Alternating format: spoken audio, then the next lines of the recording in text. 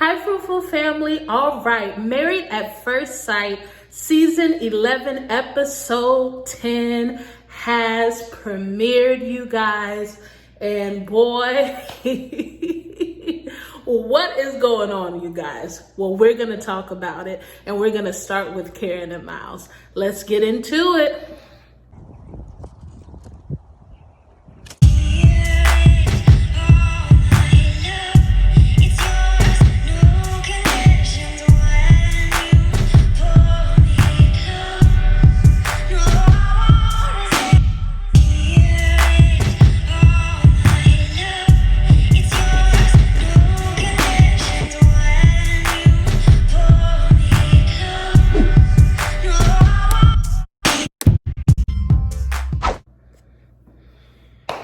All right, guys, so yes, Karen and Miles. So we know on episode 9 that Miles wanted to have the discussion of intimacy with Karen. Karen let him know, Miles, I am not interested, and we are not there yet to talk about it. And then Miles went and said that he was going to put a date on the calendar to be intimate with his wife. And Karen was like, not with me. So we find out on episode 10, Karen was so uncomfortable and she was so upset that he crossed this boundary that she left the apartment and went and slept in her own house for 2 whole days. She felt that he crossed the line, he crossed the boundary, and in her interview, she said that she wasn't sure if they were gonna recover from this. Miles gets on his camera and is having an interview and is saying that he didn't realize that she was going to be this upset and that she is gone, and his anxiety is at a high level, and that was not his intention to make her so uncomfortable that she would leave. I mean, you guys. So it goes to Karen back at the apartment on the couch, and she said that she's ready for her and Miles to have a conversation. And she basically let him know straight up, what you said made me feel unsafe. And Miles, of course, backtracked from everything he said, backtracked from everything Karen's friend told her, Pastor Cal told him, and said, you don't have to worry, I won't bring it up again. And literally when he made that statement, Karen was like, okay, good, I can forgive you.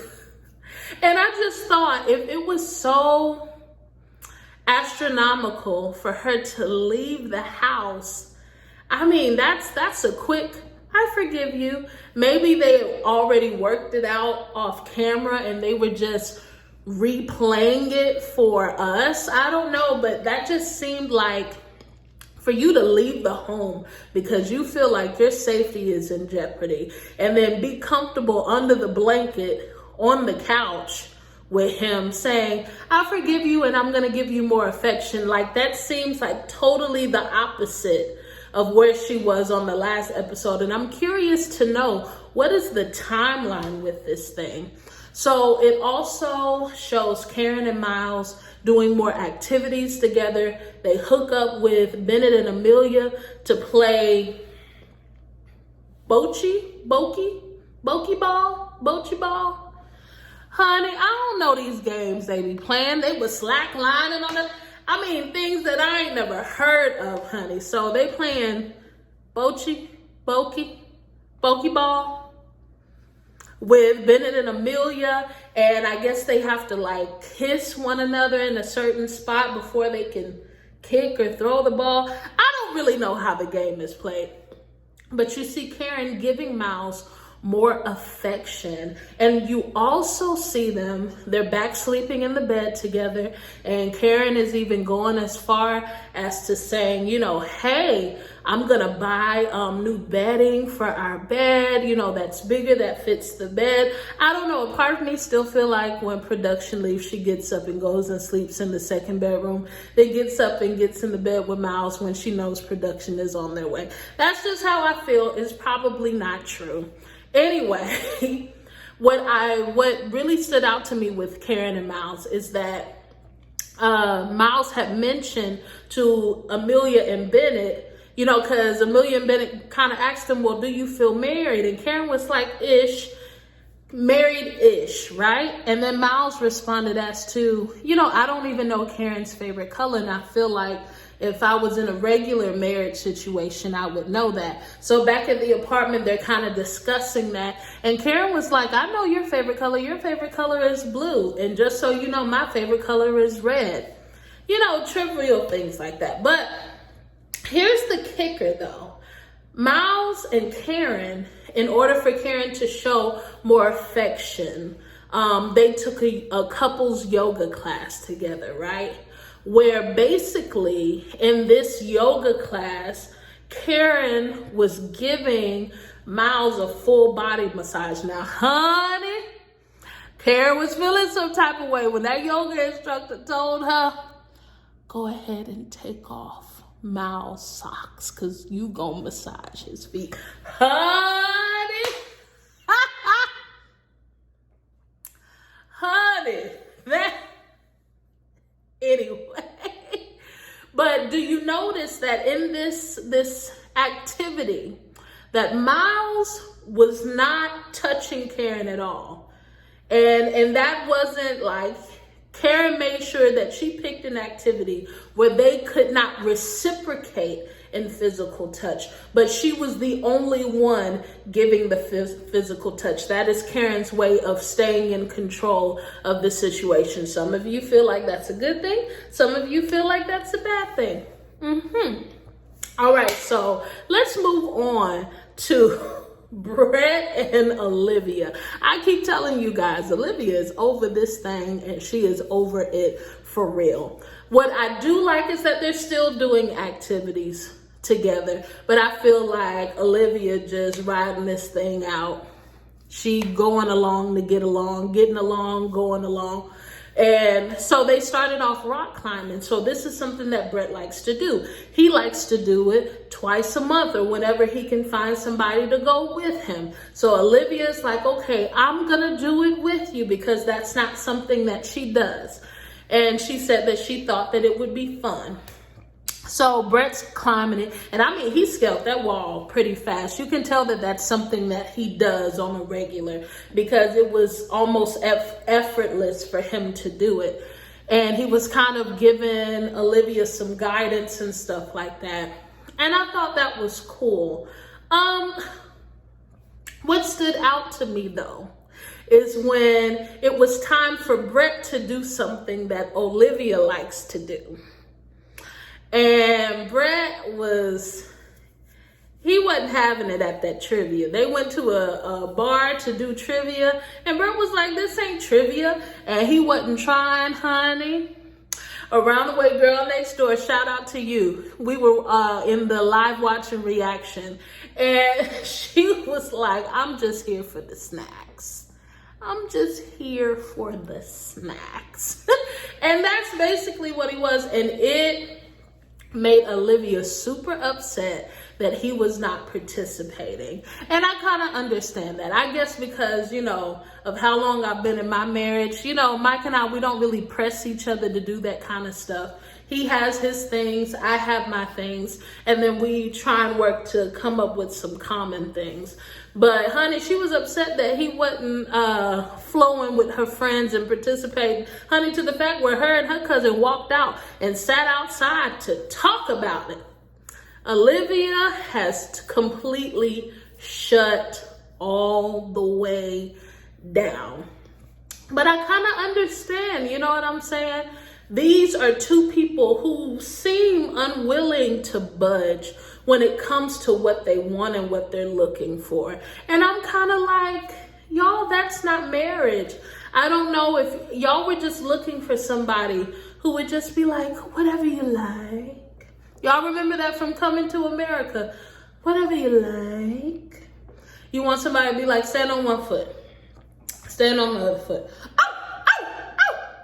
That's what Olivia and Brett wanted. They wanted somebody who was so willing to do whatever they wanted, that, you know, and completely change their life without the other one having to completely change theirs. That is not marriage. I'm so sorry, you guys. That's just not marriage. That's just not marriage.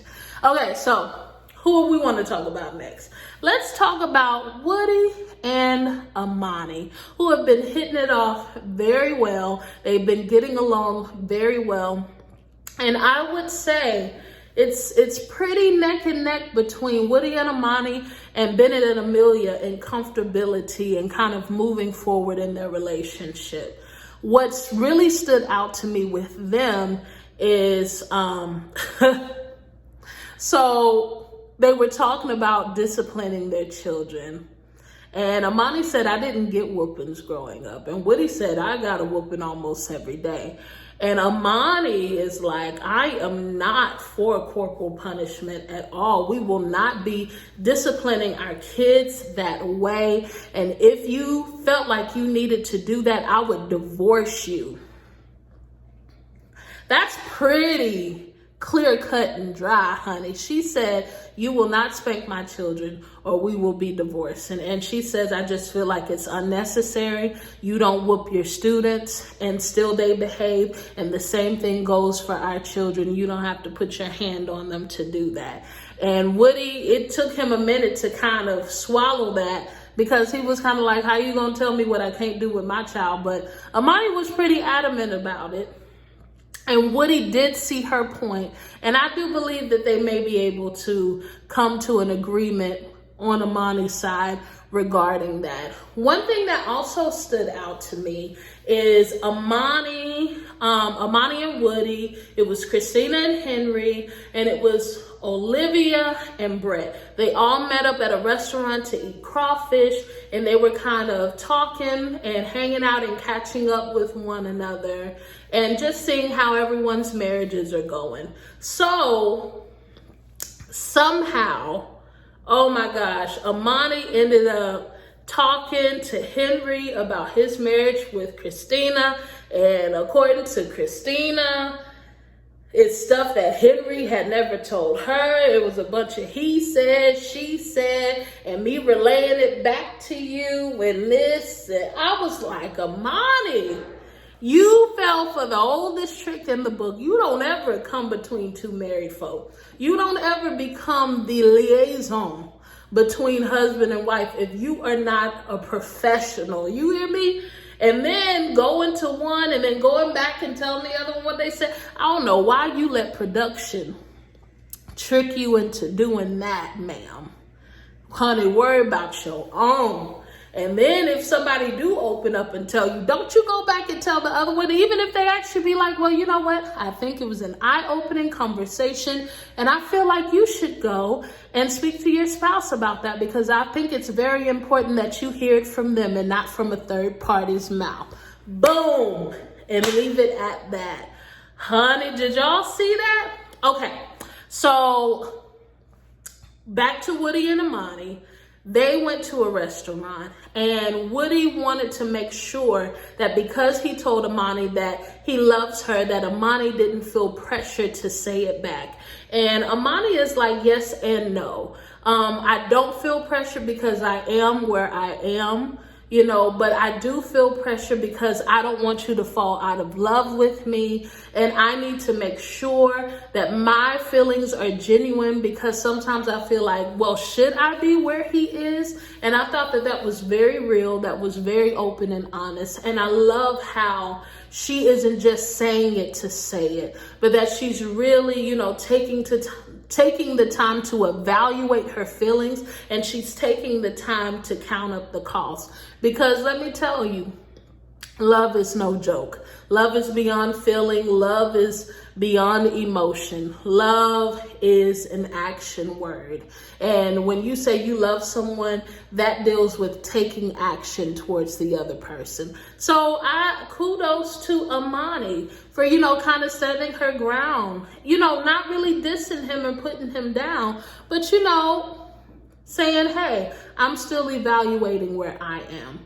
Now, what stood out to me is Woody and Miles met up at their barber. They were getting their hair cut, and they were kind of talking about what happened between Miles and Karen and how he brought up the intimacy subject and the things that he did and how he went too far and Karen left. And Miles expressed to Woody that it made him angry, that he was upset about that.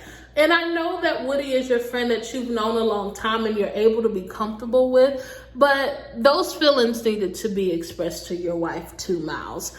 Those things shouldn't be a surprise. Same thing with Christina and Henry, but we're going to get to them, right? And so I just feel like, gosh, you should really, express that to her. And he just felt like, she's dictating the relationship. She's,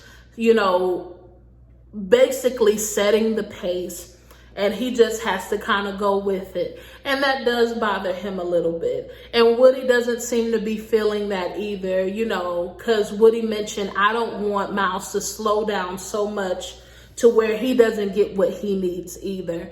And yes, the woman's feelings should definitely be considered, but I don't think that there's anything wrong with Miles expressing his feelings as well. Come on, this is a two-way street. We can't say, oh, well, how Karen feels is how Karen feels, and that should be honored and respected, but then we're willing to totally disregard and ignore how Miles feels as well. Right. Okay, let's see. Let's talk about Christina and Henry.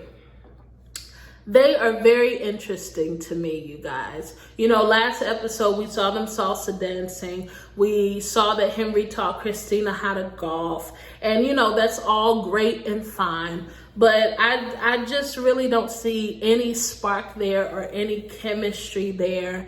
To go back to when the couples hung out and Amani spoke to Henry, Henry basically shared with Amani, hey, her impatience, if it's not resolved, it will be a deal breaker for me. And that's why I have shut down during this process. And I totally agree, because Henry did not express it to Christina the way he expressed it to Amani. So then you out here telling your wife's business to somebody, basically somebody you don't know. Then this person goes and tells your wife everything you said. Of course, Henry, you gonna have a problem when you get home. I don't want my husband telling nothing outside of this marriage to nobody about me that he wasn't man enough to tell me.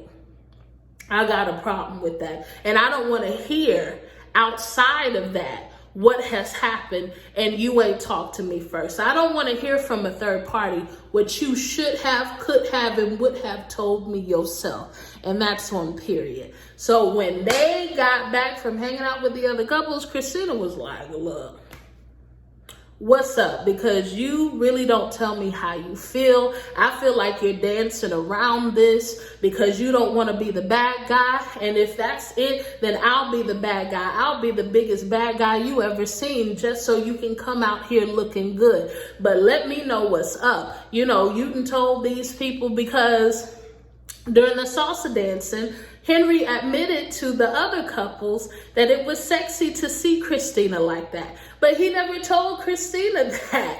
And then again, telling Amani her impatience is a deal breaker. Never expressed that to Christina. Christina's like, you giving me mixed signals. That ain't nothing that you ever shared with me. And Henry's like, I did. But no, Henry, you giving all this personality to other people. But it's your wife who want it, bruh. You know what I'm saying? I just feel like, I kind of agree with Christina on this. You know, if it's a deal breaker, then let her know. Ma'am, this ain't gonna fly for me. You know what I'm saying? I need for you to work on this. Communication. You know what I'm saying? So I just thought that that was very interesting. And then, of course, everybody's favorite couple, Amelia and Bennett. And Bennett, you know, makes this wonderful dinner for his wife, tofu with peanut sauce and roasted asparagus. And then he hires these very unique, I'm gonna say unique looking singers to come and perform for her, and they're just living it up. But no, can we talk about, y'all, Bennett and this chore list? Honey, he wrote the chores on the index card, and he said that we doing a chore draft. You hear me? Bennett is like, and then on the other episode, he called her out in front of the cameras on keeping the bathroom clean. Honey, Bennett, he feeling some type of way about the cleanliness of his spouse. He even said a couple of 2-3 times, Amelia, I don't know how much you gonna be able to get along. Honey, even when they were like on the swing, enjoying each other, honey, he was like, Amelia is my pet peeve because when you do the dishes, you leave them dirty. And he said that the cup be clean on the inside, but it still be grimy on the outside. I said, my Lord. And he was like, well, tell me, Amelia, if there's any pet peeves that you have. And she's like, no, everything is wonderful. And that is driving Bennett crazy. Bennett does not like the fact that Amelia is so tolerant and ain't bothered. I said, give it time. It's only been 3 weeks. She probably gonna find something in the meantime. I just thought that was hilarious, guys.